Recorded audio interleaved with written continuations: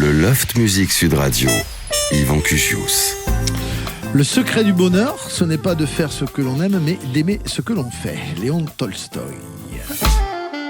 Un choix qui n'est pas du hasard totalement pour cette émission. Je suis heureux de vous recevoir en ce dimanche sur Sud Radio, dans le Loft Music, avec plein d'invités autour de cette table, voilà, qui ne se connaissent pas pour la plupart avant d'entrer dans les... Mais quoique, j'ai surpris une conversation, un échange entre deux de nos invités qui va se renouveler certainement avec le micro ouvert. Merci de l'accueillir.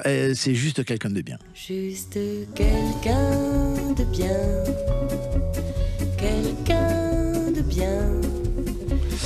Elle s'appelle Enzo. Bonjour Enzo. Bonjour. Je suis content que tu sois là. Merci. Avec ton nouvel album Pantoum. Qui vient de, comment dirais-je, célébrer la poésie qui est une de tes passions, la littérature en général. Et là, qui t'a, pendant 5 années, tu le dis, conduite à écouter, à lire des textes d'auteurs connus ou pas d'ailleurs. Ouais, et à chercher des beaux textes qui me rendaient folle de joie, voilà, ou qui me faisaient pleurer. À chercher la beauté, en fait, ouais, que tu as réuni sur cet album à travers combien de titres 18 chansons.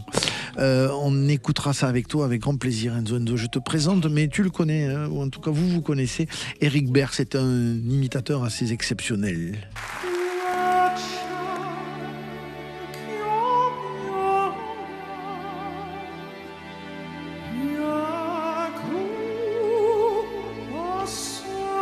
Salut Eric.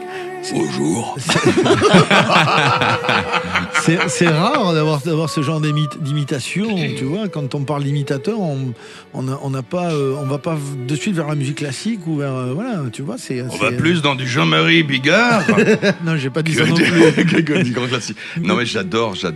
C'est le public sur mes réseaux qui m'ont demandé de faire cette voix que je connaissais pas. C'est Philippe Jarowski. Oui, bien sûr, qui est un contre-ténor. Je sais pas du tout. Ah si. Tu sais pas comment ça s'appelle? Oui, c'est un contre-ténor. On appelle ça les castrats il y a un certain temps, mais c'est un contre-ténor. On est d'accord, Enzo? Oui. Ouais, c'est ça. Qui est une voix donc exceptionnelle. Et donc qui veut dire que tu as une palette, une largeur vocale assez incroyable, quoi. Tu peux passer des voix féminines aux voix graves masculines. Bah, c'est vrai que je descends pour moi, la plus grosse voix grave, c'est, on va dire, tout le monde nous dit Barry White, mais non, Barry White n'avait pas une voix grave. C'est Grand Corps Malade.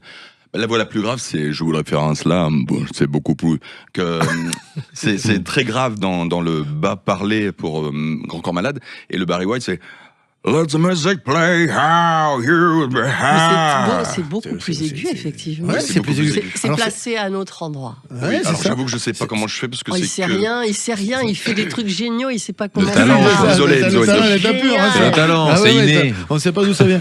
Un concert d'humour, ça s'appelle, et c'est 100 voix en concert, Éric Bert. Les voix, les performances vocales que vous pourrez retrouver sur scène, tu es à peu près partout en France, on peut te trouver. Surtout à Paris en ce moment. Surtout à Paris, à l'Européen. À l'Européen. Ouais. Absolument. On parle de tout avec ça les avec musiciens. toi. Et tu connais l'invité, le troisième invité, il s'appelle Édouard Deloignon. Dis-le comme tu veux. T'es obligé de tomber dedans, quoi. Je suis tombé dans l'oignon. Édouard Deloignon. Je suis un grand fan. Oh, c'est gentil ça. Hein. Bah, tu le sais. Je te suis là, sur les réseaux, c'est monstrueux. C'est une reprise de Santa là, dont tu nous gratifies, mon cher. Commence pas une parodie. Moi, je deviens chanteur aussi maintenant, t'as vu? Oui, c'est ça. Mais ton spectacle actuel s'appelle Grandira plus tard. Exactement. Qui vient, affirmer que tu es un enfant éternel, un éternel ado. C'est quoi l'idée? Je sais pas si je suis un éternel ado. Je pense que j'ai ce côté enfant en moi. J'ai toujours envie de m'amuser depuis toujours. Et je vois que j'ai une grosse différence de vie avec mes potes, avec mes proches, qui sont tous pères de famille, qui sont propriétaires en Normandie. Moi, je suis encore le petit canard, mais je suis très heureux. Ouais. Donc, j'en parle dans le spectacle. C'est ça. Voilà. Qu'est-ce que j'allais te dire ça? Qu'est-ce qu'il raconte ce spectacle? En fait, il est très personnel, comme c'est quand même très à la mode de parler de soi sur scène quand on fait du stand-up. Après, je raconte beaucoup d'anecdotes qui me sont arrivées, tout mon parcours d'arrivée, de mon départ de la Normandie pour arriver ici à Paris, mais après toutes les anecdotes un peu d'adolescence. Je parle de la maladie de ma mère aussi, quand elle a eu un cancer il y a quelques années. Je parle de ça, c'est important d'en parler. Mais comment, avec ma famille, on a on a passé ce moment ensemble, dans le rire, dans l'humour. Je pense que l'humour guérit plein de choses et ça a fait partie de mon éducation, c'est de rire de tout. Ouais. Et donc même des situations les plus compliquées de ma vie. Comment on se révèle, alors ça va pour les trois artistes que vous êtes autour de la table, comment on trouve cette vocation, je ne sais pas appeler ça comme vous voulez, mais artistique, imitateur, humoriste, chanteuse. À un moment donné, il y a un déclic, vous avez tous en tête le moment précis où vous avez eu ce déclic précisément, cette envie folle, cette nécessité, comment dirais-je, toi justement? Je crois que j'ai toujours eu ça en moi, je crois. Ça a été faire des blagues en cours, en primaire, au collège, et surtout, je savais pas, mais avoir une vie différente des autres. Je sais pas pourquoi. J'avais envie de partir de la Normandie, j'avais envie de découvrir des choses, j'avais envie de rencontrer des gens. En faisant rire les gens, en fait. Ouais, j'étais perçu. Je voyais les gens à la télé, je me disais, moi, je veux être là. J'avais été dans un studio radio quand j'étais jeune, parce que mon père était taxi à Rouen, et il emmenait les ingé-sons un peu, et je suis venu, et moi, je voulais parler dans le micro, quoi. Je voulais parler dans le micro, je voulais passer à la télé, je voulais voir comment ça marchait le cinéma. J'ai été voir un jour Dubosc sur scène aussi, il vient de Normandie, et j'y suis allé et je me suis dit mais je veux faire ça. Ouais. Il y avait une envie de notoriété aussi, certainement. Donc. Notoriété, je sais pas. Oui, au début, oui, on a envie de réussir. Donc évidemment, maintenant, quand on a envie, on est heureux et on voit ce qui se passe, quoi. Enzo, toi, tu te rappelles de ce déclic? Moi, c'est plutôt général. C'est pas toi qui chante là derrière. Hein, c'est non.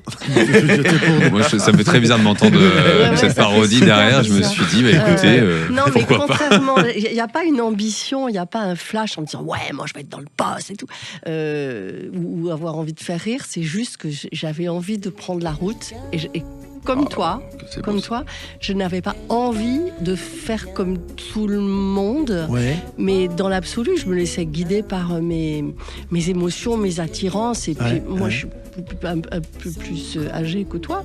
Et... Pas beaucoup, hein. Pas vraiment beaucoup. Ça joue à 1 an ou 2. Oui, voilà, à la demi-heure. Ne soyez pas désagréable. Demi-heure et des bananes. Mais j'avais le temps en fait. Je me disais, j'ai pas envie de passer par là. Je passais par là. J'ai pris tous les détours. J'avais pas peur. J'avais pas peur de la vie. Et je me suis laissé guider par mon feeling. Et puis tu le dis aussi, tu as consacré du temps à la maman que tu es. Et il n'y avait pas une envie de sacrifice. J'allais dire. T'es fou. J'ai sacrifié plein de trucs. Mais tu dis que tu as été maman comme tu devais l'être, quoi. Super jeune. Mais bien sûr. Mais c'est important. Moi, ça serait dans un déséquilibre épouvantable. J'ai vu d'autres copines chanteuses faire des naufrages sentimentaux parce qu'elles consacraient tout à leur carrière. C'est ça. Ça, c'est pas possible. Éric Baird, comment toi tu as trouvé cette voix extraordinaire qui est la tienne? Moi, c'est. Tu as trouvé ta voix?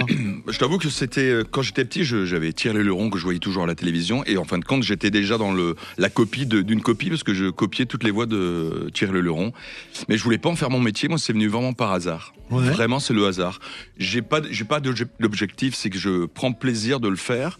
Et j'ai la chance que ça donne un grand plaisir au public qui vient me voir. Voilà. Donc c'est un vrai partage.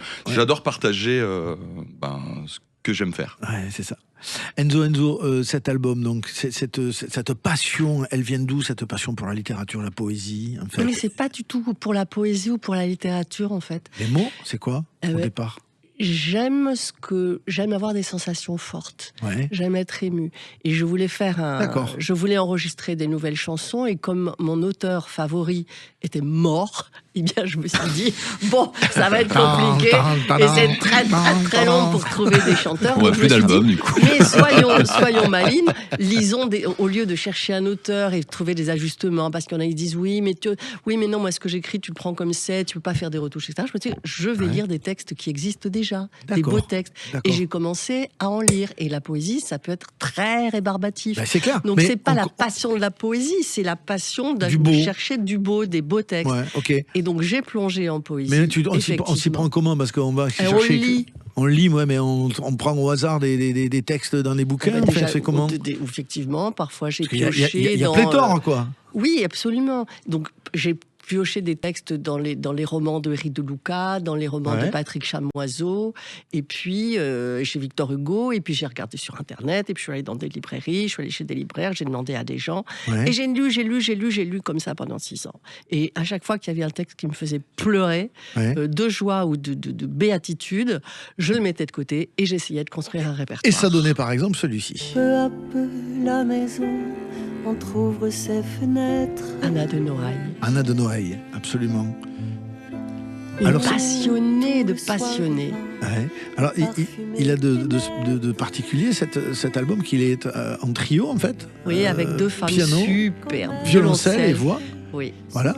Qui donne une couleur très particulière et puis une intimité. Voilà. Oui, c'est ça. On est vraiment très proche d'une émotion.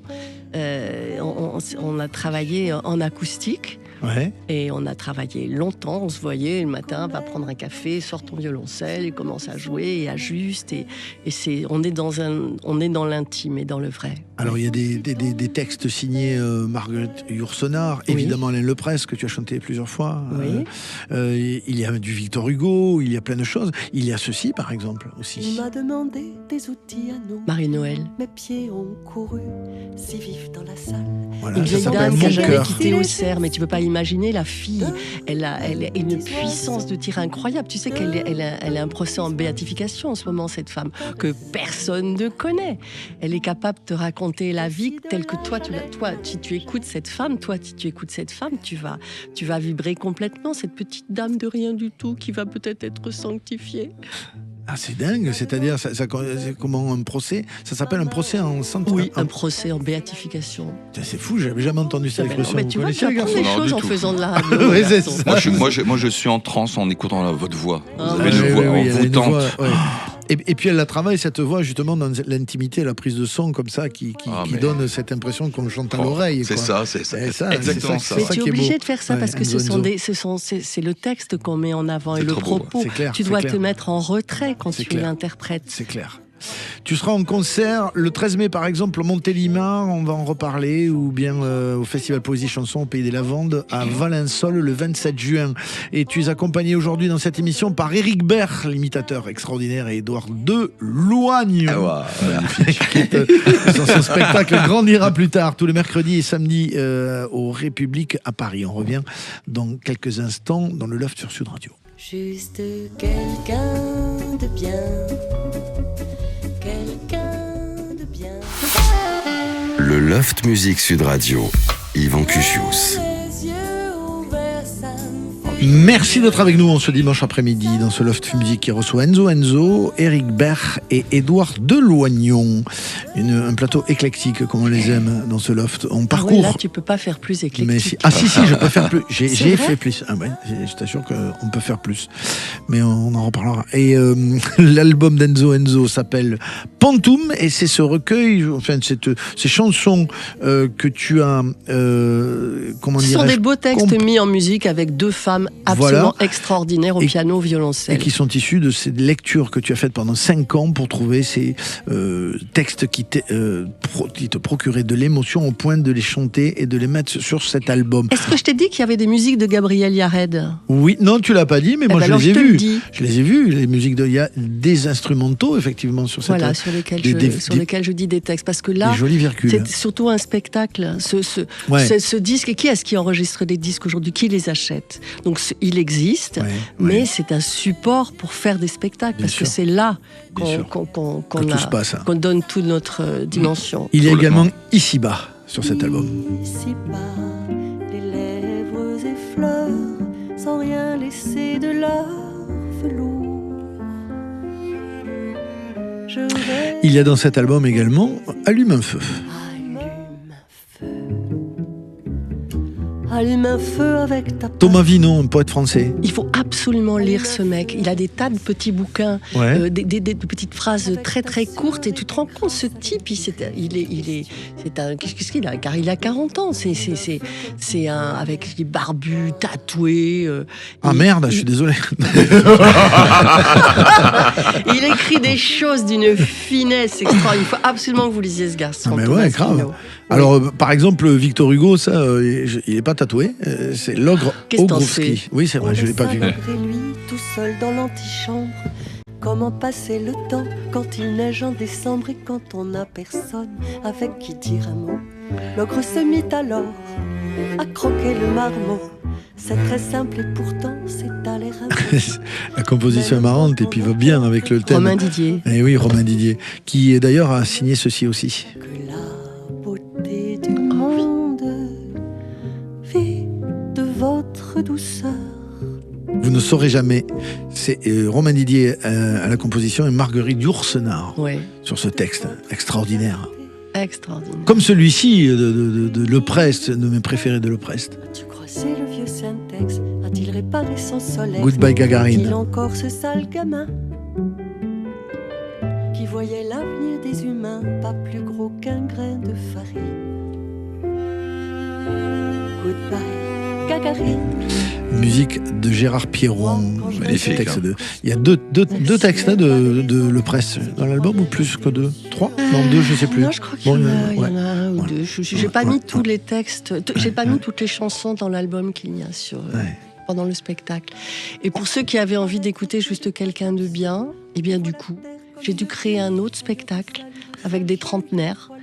Et j'en profite d'être ici pour dire que je jouerai à Aulnay-sous-Bois pour me donner naissance à ce nouveau spectacle. Alors qu'est-ce qu'il y a dans ce spectacle en fait? Tu parles de Juste quelqu'un de bien, l'anniversaire de Juste quelqu'un de bien, et puis tout mon répertoire remâché par ces jeunes musiciens qui en font du folk, de la pop folk et du jazz. Parce que c'est très parallèle à ce spectacle-là. Mais un titre comme celui-là, comme Juste quelqu'un de bien, il est quand même, j'allais dire, il permet plein de choses quand il arrive, et en même temps il est écrasant aussi. Peut-être, non, tu peux pas être écrasé par un texte. Voilà, il est complètement intemporel. C'est comme l'album Pantoum quand tu es en train de présenter, de défendre à tes auditeurs. C'est-à-dire qu'il y a pas de temps. C'est pas parce que c'est un violoncelle ou parce que c'est un texte qui est écrit par un mec au XVIIe siècle. C'est pas ce que je disais. C'est que je trouve que quand tu es sur scène, peut-être toi Enzo, les gens ont envie. Le public vient en te reliant éternellement, et c'est beau, donc il n'y a pas de souci, à ce titre Juste quelqu'un de bien, et que tu es obligé de le chanter tout le temps. Mais je suis obligé, mais c'est léger, c'est plaisant de chanter ce texte. Oui, mais il y a quand même ce lien qui se fait tout le temps avec ce titre, alors qu'il y a beaucoup d'autres choses chez Enzo, c'est ça que je veux dire. Oui, mais pour rassurer tes auditeurs, je ne chante pas que Juste quelqu'un de bien dans toutes les versions, hip-hop et jazz et bien sûr. Ouais, c'est vrai que toutes les versions sont magnifiques. Mais il y a plein de nouvelles chansons, et c'est surtout qualité des textes. La qualité des textes, mais aussi les musiciens. Mais les babies aujourd'hui, les jeunes musiciens, mais c'est incroyable tout ce qu'ils ont avalé, tout ce qu'ils ont écouté. Moi, quand je les écoute réorchestrer mes chansons, je m'éclate complètement, quoi. Alors, ton enfance, Enzo, quand on la relie, et justement une chanson qui t'a marqué, il se passe ceci. Adieu, Madras. Oh. Adieu, Foulard. Adieu, Mador. Adieu, Collier. Henri Salvador.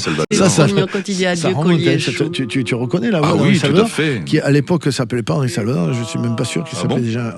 Demande à Véro, il s'appelait comment? Henri Cording, au tout début. Il s'appelait Henri Salvador. Mais non, mais c'est une vanne. Mais oui, bien sûr, mais c'était son nom de scène. C'était déjà Henri Salvador. Sur scène, il s'appelait Henri Cording, je pense. Non, jamais. Ah bon, tu vois, c'était juste une vanne. Je pensais qu'au tout début, il s'appelait Henri Cording. Oh, on l'a refait. Oui, non. Je sais qu'il a chanté des titres avec ce nom. Ouais, c'est ça. Adieu Foulard, donc. Adieu, qu'est-ce que ça donne comme image, cette chanson? La voix de Henri, déjà, quand j'étais petite, on écoutait la radio, et puis cette chanson, elle te rend, elle est câline, elle te rend mélancolique à la fois. Alors, elle dit adieu, donc c'est Dieu forcément. Mais voilà, et puis dans toutes les versions, je l'ai chanté aussi à un moment, j'ai fait des albums pour les Minus. Mais c'est irrésistible.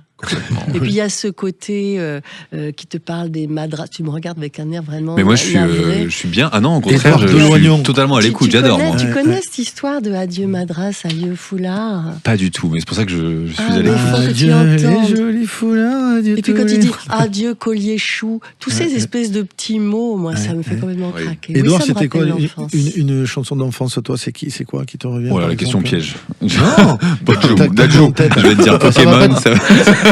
Ça va pas être la même période. Pokémon, attrapez-les tous. Non, il y a plein de chansons, des chansons dessins animés évidemment. Les chansons de Charlie Couture. Ah d'accord. Évidemment. Ouais. Parce qu'il y avait parce qu'il y a Toy Story. 2. Il y a des chats dans Toy Story. Mon ami, c'est mon ami. Je suis ton ami.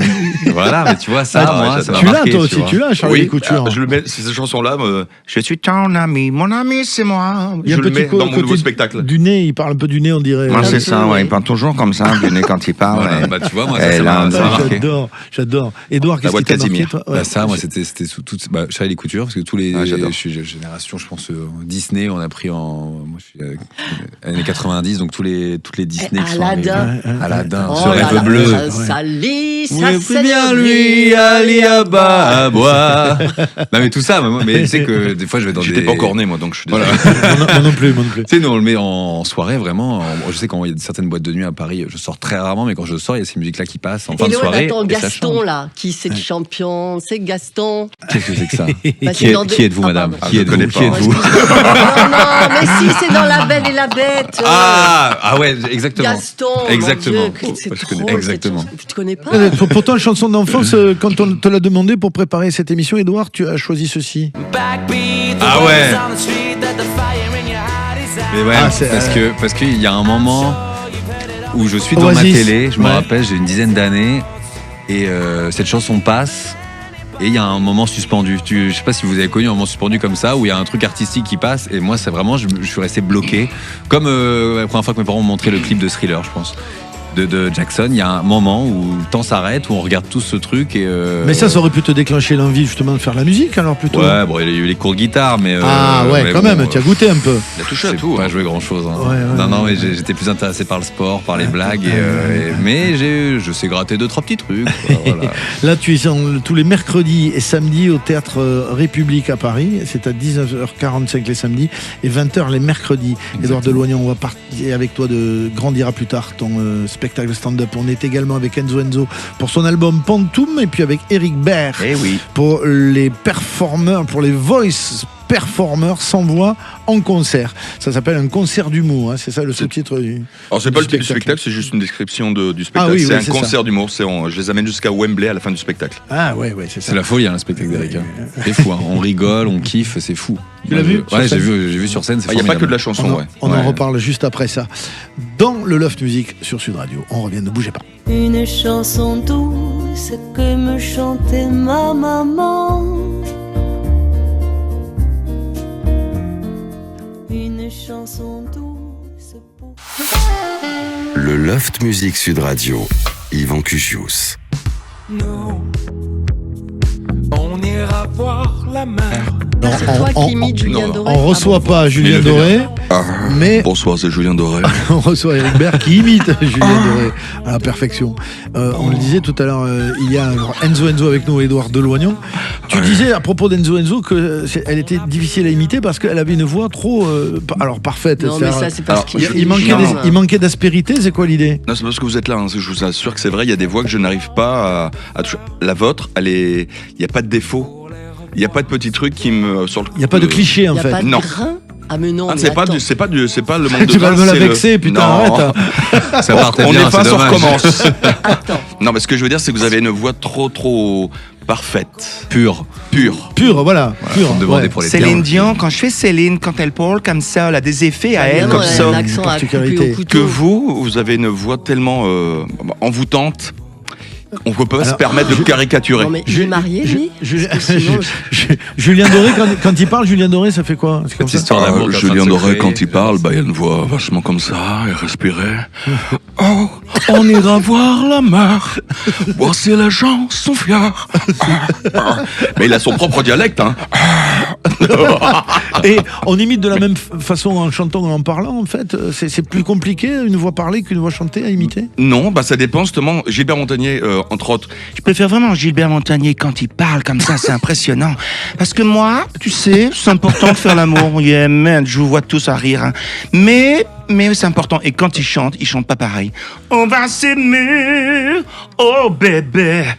Ils sont pas pareils. En gros, j'arrive à choper des voix parlées. Ouais. Comme Charles Aznavour, quand il parlait vraiment comme ça. Et quand il chante, ça y est pas grand chose qui changeait. Donc, non, il y a des voix qui sont facilement prenables Ouais. et des voix qui sont intouchables. Alors, il y a l'imitation, c'est pas simplement la voix, évidemment. C'est bien Non, la plus gestuelle, global c'est que ça. important, ouais. C'est la gestuelle, c'est la Je sais pas mimique. faire sans. Je sais pas faire sans faire la gestuelle. C'est-à-dire la gestuelle amène la voix, ça facilite le fait de faire le geste pour rentrer dans le personnage. Alors complètement. C'est complètement parce que moi j'ai du mal. Je les habite. Certains, je les habite. Comme excuse-moi. Il n'y a aucun jeu de mots. C'était mis tout seul dans le jeu de mots. Tu m'as fait peur. Tu m'as fait peur. D'accord. C'est son regard. D'accord. Et c'est comme Serge Lama. C'est quand je fais Serge Lama, une voix un peu plus. Moi, je suis un grand fan aussi de Serge Lama.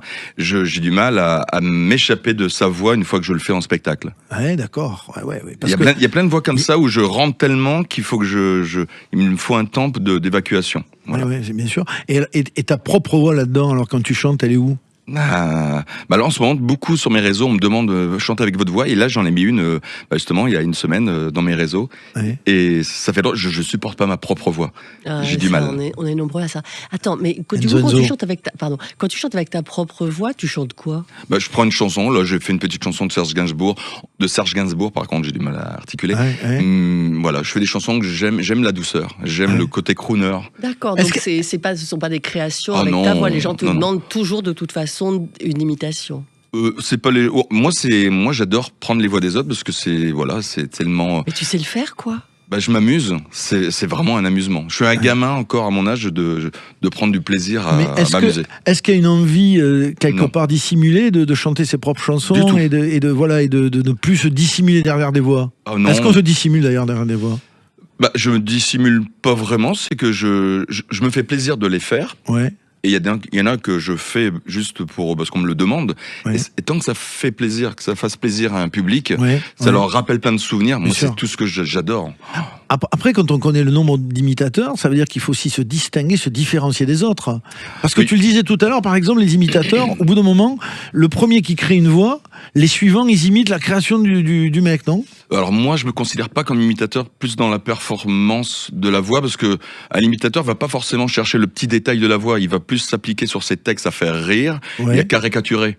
Un peu comme le Julien Doré. Le Julien Doré, il y en a plein qui font et puis il y a le voix de. C'est ouf parce que rien que ce son-là, j'ai fait ça c'est dingue parce qu'on le reconnaît avec que ça. Toi. Oui, je vais faire un spectacle que sur ça d'ailleurs. Mais par exemple, le Johnny Hallyday, il y a plein de Johnny Hallyday, il y en a plein qui font des voix de Johnny Hallyday. Ouais, salut, c'est Johnny. Il y a le Laurent Gérard. Salut, c'est Johnny.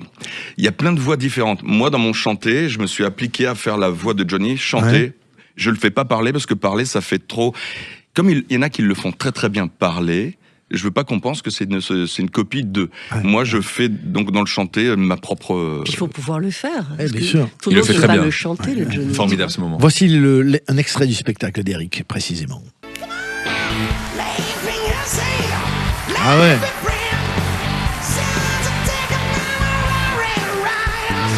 Par exemple, ce soir, si j'ai envie, je peux imaginer Joe Star en babysitter.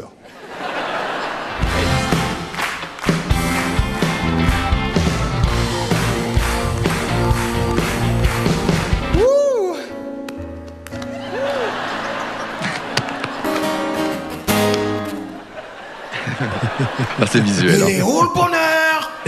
Ah oui, là tu gambades, tu sautes. C'est ça, ouais. C'est Christophe Maé. Nous on s'en fout. Ah bah tiens, le voilà, Julien Doré.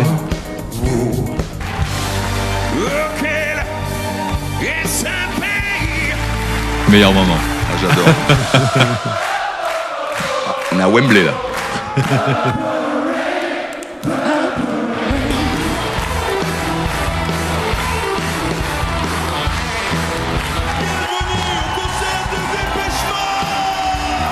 World's like violence. Coldplay. C'est bien parce qu'on n'entend pas les voix, mais on entend le public. On entend l'ambiance, c'est ça? C'est rigolo. C'est rigolo. Ah, Diego. Où frappe la nuit. C'est trop court. Je suis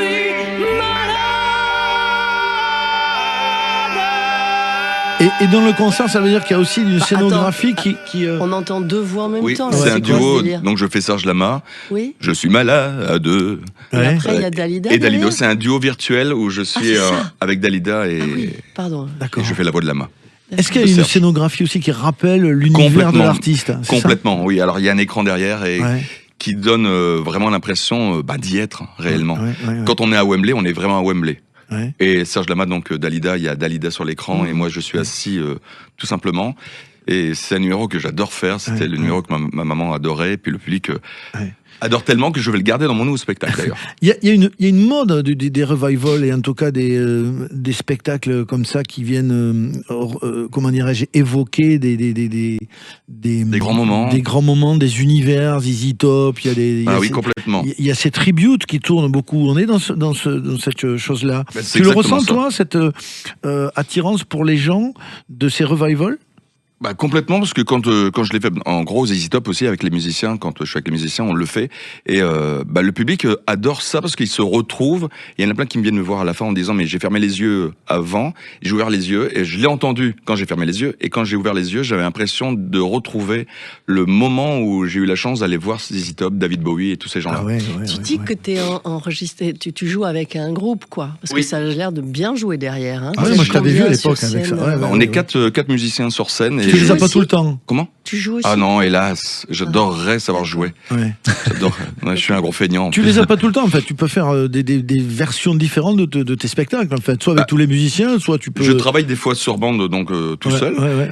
Mais là, en ce moment, on fait une série de plus de 200 dates avec les musiciens. Oh, la chance, 200 dates.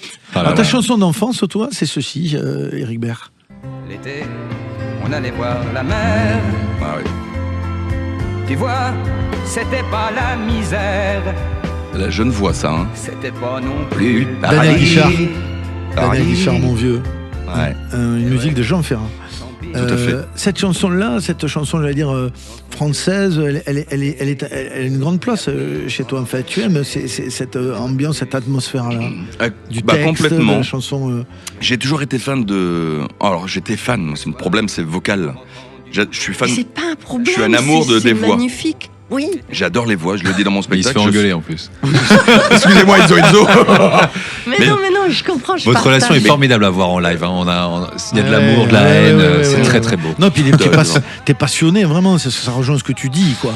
Tu aimes ça, tu aimes les voix, ouais. J'aime les voix parce que cette voix-là de Daniel Guichard, quand j'étais petit, j'étais passionné. Et maintenant, j'adore sa voix actuelle. Parce que comme j'en entends là, c'est dans son vieux par-dessus râpé. Alors que maintenant, c'est dans son vieux par-dessus râpé. Tout a évolué et j'adore l'évolution des voix. Je suis amoureux des voix. Moi. Ça veut dire qu'il y a un jour, on s'aperçoit de cette qualité vocale. Toi, tu t'en es aperçu comment, en fait? C'est le public qui me l'a dit. Mais quand tu as commencé à chanter la première fois, c'était pourquoi? Pour imiter la première fois que tu as chanté? C'était pour... Mais je savais pas ce que je faisais. Pour moi, je chantais comme si c'était ma voix, je pensais pas que j'imitais. C'est un peu stupide ce que je dis. Hein. Non, c'est intéressant. Comme je recopiais les autres, je me disais, c'est comme ça qu'on doit faire. Non, c'est qu'après que j'ai compris que c'était l'imitation en fin de compte. Le Luron, pour moi, Thierry Luron, c'était un énorme chanteur, il était beau chanteur, là, il y avait la totale. Il était beau, n'importe quoi. Ah non, mais Thierry pour toi, tous les goûts sont dans la nature. Cette honnêteté, monsieur. Sinon, il était beau. Mais il était dégueulasse, Thierry Luron. On peut le dire sur Sud Radio aujourd'hui. Voilà, Enzo, il était dégueulasse. Il ressemblait à rien, alors tu dis, toi, Enzo. J'ai pas dit ça, enfin, il était beau. Pas loin. Il était beau, non. Mais chacun a son idée du beau. Oui, enfin, d'accord, ok. J'ai rien dit de toute façon. Mais oui. Pardon. On va couper. Je sais plus. Tiens, mais toi, t'as un rire qu'on peut imiter aussi. Oh, je suis désolé. Oui, mon rire est fou. C'est incontrôlable. Tu es sur scène à l'Européen, mon cher Éric Baird. Avec les musiciens, oui. Avec les musiciens, jusqu'au 5 juin à l'Européen, à Paris, évidemment, et puis en tournée dans toute la France. Et tu es en compagnie aujourd'hui dans ce loft Enzo et d'Édouard Deloignon, qu'on va découvrir un peu plus en détail maintenant, dans quelques secondes sur Sud Radio dans le loft. Ne bougez pas.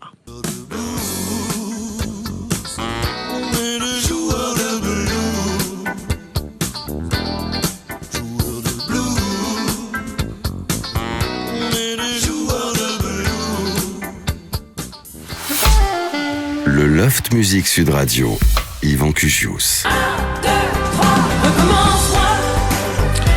C'est une parodie de notre invité, le troisième qui va passer à la moulinette, Édouard Deloignon, qui est sur scène.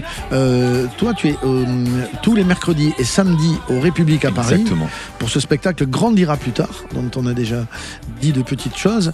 Et là, on voit que voilà, il y a la musique aussi qui est présente avec cette parodie à laquelle tu es donné. Ça, c'est l'original Santa. Ouais, c'est l'original, oui. Mais tu as parodié cette chanson en fait. Oui, parce que la j'adore parodie, ça. c'est dans ce métier, c'est vieux comme le monde. Oui, et puis j'ai un secret caché. J'ai peut-être envie de chanter un jour, peut-être. Non, mais sait-on jamais. Mais j'adore la chanson. Je chante depuis toujours. Je chante peut-être très mal, mais j'essaye de bien chanter. Ouais. J'avais fait une parodie il y a quelques années qui avait cartonné. J'avais repris Grand Corps Malade et Camille Lelouch. Mais je t'aime. Et j'avais fait Grand Corps Malade. Je faisais Mais je te tège. Et ça a fait des millions et des millions de vues. Et puis j'ai toujours un plaisir de pouvoir changer, en fait, proposer d'autres choses au public. J'ai des envies différentes. Je poste beaucoup de vidéos rigolotes, beaucoup d'improvisation sur scène, des fois des sketchs que j'écris où il y a plus de l'acting. Et là, je me suis dit, on fait une parodie, ça me fait kiffer, j'ai envie de le faire. Comment ils viennent ces thèmes d'un spectacle comme ça, ces sketchs, en tout cas, ces moments, ils arrivent d'où? Cette inspiration, elle vient d'où? Il faut être très observateur de la vie, comme quand on écrit des chansons d'ailleurs. Alors. J'ai des amis qui me donnent beaucoup d'écrits parce qu'ils sont tellement fous, ils sont tellement drôles. Ma famille est très très drôle. J'ai été élevé dans un univers si bienveillant, si drôle que j'ai juste à observer. En quoi c'était drôle? Parce que j'ai été élevé dans l'humour, c'est-à-dire que ça a toujours été très cool chez moi, très drôle. Toutes les situations, même les plus compliquées, on les a tous passées par l'humour. D'accord. Ma mère était malade quand j'avais 13 ans, elle a eu un cancer du sein. On a fait des blagues. On a eu évidemment des décès comme dans toutes les familles. On en a fait des blagues. J'ai un pote en ce moment qui va avoir une lourde opération et on en fait des blagues. Parce que c'est comme ça qu'on passe les choses dans la vie, quoi. Et du coup, c'est pour ça que dans mon spectacle, les gens savent qu'ils viennent. Il y a une énorme bienveillance. Il y a des sujets comme le cancer de la mère notamment qui sont pas des sujets faciles, mais on en rigole ensemble. On se moque pas. On est ensemble et on rigole de tout, quoi. Quelle est l'idée des infirmières picardes? Les infirmières picardes. Les infirmières, c'est pas un sketch à toi, ça, les infirmières? Parce que je poste tellement de vidéos, c'est que j'ai beaucoup d'improvisation. Oui, c'est ça, j'ai vu sur scène que tu improvises. Parce que je suis dans les comédie clubs tous les soirs. Tous les soirs, je suis dans les comédie clubs et en spectacle. Et j'ai toujours quelques minutes d'impro, 5-10 minutes dans mon spectacle d'improvisation. Évidemment, parfois, je tombe sur des gens formidables. Donc, il y avait un jour les infirmières picardes. Écoute. Il y a un petit accent beauf par là. Vous avez entendu ou pas? Les filles, vous venez d'où, vous, là-bas? Picardie, voilà. T'as entendu l'oreille ou pas? Je viens de Normandie, j'ai senti qu'il y a un petit qui est sorti de par là. Où ça en Picardie? Amiens. Tu fais quoi, Amiens? Du matériel médical. Ça a cartonné pendant des années là. C'est la seule meuf en 2020, elle s'est dit wouhou. C'est quoi comme matériel? Réa. Ah ouais, réanimation quoi. Madame a une villa à Saint-Tropez maintenant. Et la copine à côté, elle fait quoi? Je suis infirmière. Ah ouais. Comment tu peux traîner avec elle? On a vraiment les deux antagonistes. À elle qui est en mode j'en peux plus en fait. Et l'autre qui fait waouh. Alors infirmière, c'était bien cette augmentation de 2,50 €? Tu t'es payé quoi avec? Un sandwich? Demande à ta pote, peut-être qu'elle a un petit peu dosé de côté depuis 2020. Il y a une troisième copine peut-être? Tu fais quoi toi? Ça, c'est une improvisation quand même. Tu sais pas où tu vas là. Je sais pas du tout où je vais, mais voilà. Quand on en parlait tout à l'heure, c'est ce côté. Le Covid, ça n'a pas été une période facile pour tout le monde. Il y a des gens pour qui ça a été une période cool, parce qu'il y a des gens qui sont fait de l'argent sur cette pandémie. Et donc voilà, on essaie d'en rire un petit peu, surtout les 3 copines, qui est donc ça m'a fait rire. Édouard Deloignon n'est pas stressé? C'est quoi? C'est une impro ça aussi? Peut-être. On l'écoute. Pour ceux qui se posent vraiment la question, c'est un vitiligo. La même maladie que Édouard Philippe, l'ancien Premier ministre français. Et c'est marrant parce que quand j'ai été voir un médecin, il m'a dit ça c'est vrai. C'est un vitiligo, c'est comme Édouard Philippe, c'est une maladie qui est due au stress. Ah bon? Apparemment. Attendez, écoute. Alors comme vous voyez, moi, ça va. Après, Édouard Philippe, Premier ministre, je comprends. Parce que souvenez-vous, quand il est arrivé Premier ministre, barbe, nickel. Après, il y a eu les gilets jaunes, bim, une bourratage. Oula. Après, il y a eu le Covid, panda. Je fais il est stressé. Là, il est pas bien. C'est vrai qu'on l'a vu un peu dépérir pendant tout son mandat, le pauvre. Il est arrivé cheveux, barbe, nickel, il est reparti chauve. Donc, Et donc c'est une maladie du stress. Donc en fait tu parles de ton quotidien, de tes bobos, exactement. De ta vie. Mais pareil, le vitiligo que j'ai sur la barbe, j'en parle et ça a fait du bien aux gens. Il y a beaucoup de gens qui ont eu du vitiligo, qui ont été disons ce que c'est en fait, une dépigmentation, c'est ça. Là, moi, Là, moi, du poil pour moi. Que du poil. T'as le poil qui dépigmente. Exactement. J'ai une barbe rousse qui a des mais qui ça est se voit blanche. pas beaucoup, c'est joli. Alors c'est en train, je sais pas pourquoi c'est en train de guérir, j'ai l'impression. Parce que t'es. Mais oui. C'est moins stressé. C'est parce que plus tu réussis dans ce métier. Et moins tu dépigmentes en fait. Mais je suis dégoûté parce qu'avant on me reconnaissait beaucoup dans la rue grâce à ça. Mais là on me reconnaît moins et ma carrière, j'ai envie de restresser là ou me teindre la barbe en blanc pour que ça revienne, mais malheureusement je guéris. Qu'est-ce que ça amène cette improvisation d'arriver comme ça, on acquiert une espèce de mécanique de l'improvisation? Il y a une petite mécanique, mais après les gens, moi en plus dans mon spectacle, se sentent tellement libres et ils savent qu'il y a tellement de bienveillance qu'ils se lâchent totalement. Moi les gens me racontent leur vie, mais leur vie même très intime. Moi j'ai des gens qui me racontent leur vie sexuelle devant 300 personnes comme ça quoi. C'est ça. Donc après moi des fois je suis encore choqué des fois de tous les spectacles, j'ai des folies quoi de gens qui me sortent des trucs dingues, mais ils se sentent libres et il n'y a pas de jugement, surtout je juge pas les gens, on est là pour rire ensemble et quand des gens me disent bon on est libertin, je dis expliquez-nous ou montrez-nous, faites quelque chose, mais voilà, mais les gens se lâchent complètement. Ça veut dire qu'en fait la mécanique du rire là elle est plus sur ton comportement à toi que sur le texte du coup, parce qu'on sait pas où on va, il y a pas de chute dans une impro, enfin il faut en trouver une. Il faut en trouver une, mais surtout moi ce que j'aime bien c'est que ça rend le spectacle unique, c'est-à-dire qu'il y a évidemment une heure de texte, mon spectacle doit durer 1h30 et il y a des petits moments d'impro et les gens quand ils sortent du coup ils ont l'impression, et c'est vrai, qu'ils ont vécu un moment unique qui se reproduira pas, et même des gens reviennent me voir 3e, 4 fois, 5 fois parce qu'ils savent que mon spectacle les fait rire déjà le texte et qu'ils savent qu'il va se passer quelque chose. Il y aura toujours une petite folie dans le spectacle. Mais c'est vraiment important, c'est vraiment important pour le public et puis pour toi parce que ça te rend super présent, et puis je suis sûr que tu peux garder certaines vannes ou certaines situations pour des sketchs à venir. Oui, ça inspire. C'est une source d'inspiration. Il y a beaucoup de concurrence dans ton métier, dans les comédie clubs. Il y a beaucoup de gens qui viennent s'essayer. C'est presque un sport national, quoi. C'est devenu très à la mode, le stand-up. Très à la mode. Il y a beaucoup de comédie clubs partout, mais c'est très codifié en plus. C'est très codifié. Je sais pas si c'est très codifié parce qu'aujourd'hui on peut faire un peu ce qu'on veut. Moi en spectacle je suis en micro-casque par exemple. Beaucoup de monde, beaucoup d'humoristes ont le micro-main, le micro-filaire. Moi je suis en micro-casque parce que j'ai besoin de bouger. J'ai fait le cours Florent, j'ai fait beaucoup de théâtre, donc j'ai envie de bouger, j'ai envie de jouer des situations, donc je fais des improvisations un peu différentes des autres. Voilà, moi je suis pas je vais pas me moquer des gens. Il y en a qui font ça et je respecte. Il y en a qui se moquent des gens, il y en a qui font, c'est totalement différent. Donc c'est pas encore très codifié. Je pense que chacun a son univers, chacun a son style quoi. Codifié dans la mesure où il faut une mécanique du rire, un rire récurrent et régulier quoi. Toujours. Si tu passes 20 secondes sans rire, ça marche pas. Moi dans mon spectacle, s'il y a 5 secondes de blanc, je suis pas bien. Non, Attends, tu m'étonnes qu'il ait du vitiligo là. Mais en Comédie Club, c'est comme ça, parce qu'en Comédie Club, on nous a pour jouer, il fallait faire rire toutes les 5 secondes quoi. Mais et tu restes pas longtemps en Comédie Club. 10 minutes. Tu restes 10 minutes, voilà. Tu tapes pas 1h30 de spectacle. Il y a un côté quand même, je vais dans l'arène et je me teste quoi, et je regarde si le public, comment. Est-ce qu'il est bienveillant ce public tout le temps, ou est-ce qu'il est dur quelquefois? Alors, il est évidemment, des fois, il change d'heure en heure. Oui, des fois, bien je sûr. joue 5 fois dans la soirée, mais il est bienveillant parce que les gens se rendent quand même compte que monter sur scène, c'est pas facile. Et en fait, ils sont plus, quand il y a des blagues qui marchent pas, ils sont plus j'aimerais pas être à sa place. Plutôt que il est nul. Ils sont plutôt dans un truc de bon, moi parce que souvent les gens n'auraient même pas osé mettre un pied sur scène. Donc ils savent, ils comprennent le risque entre guillemets que tu prends. Eric, tu as cette même sensation avec le public? Il y a une bienveillance parce que il y a la performance de l'imitateur, c'est pareil. Si elle est à côté, le public il doit pas tout louper, si. Alors moi c'est vrai que c'est deux mondes complètement différents. Moi je pourrais pas faire ce qu'il fait. Je te rassure, je pourrais pas faire ce qu'il fait. Je te le dire. Je veux bien essayer, mais ça peut être pareil. Moi, comme c'est vraiment de la performance, j'ai pas trop de risques parce que qu'il peut y avoir il peut y avoir des jeunes de 10 ans et des personnes d'un certain âge beaucoup plus important. Tout le monde s'y retrouve, donc je sais que je veux faire plaisir à un large public, donc je prends pas de risques. Et la chanson, c'est tellement, pour moi, c'est un peu plus simple. Moi, je suis un peu gâté parce que de chanter les chansons qui m'appartiennent pas en fin de compte, je vole tout en fin de compte.